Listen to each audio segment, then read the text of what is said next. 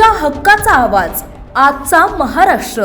15 February 2026 रोजी महाशिवरात्री निमित्त ज्ञानामृत विद्यालय अंबरनाथ आणि नैसर्गिक पर्यावरण संवर्धन आणि मानवता विकास संस्था नेफेडो कोकण विभाग जिल्हा ठाणे अंबरनाथ यांच्यातर्फे यात्रेला येणाऱ्या भाविकांसाठी पानपोईचे आयोजन करण्यात आले।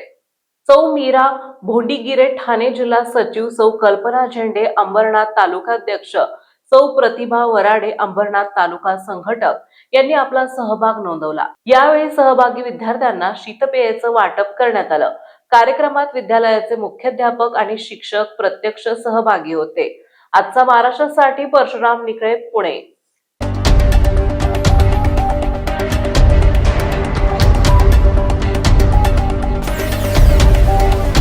तुमच्या हक्काचा आवाज आजचा महाराष्ट्र।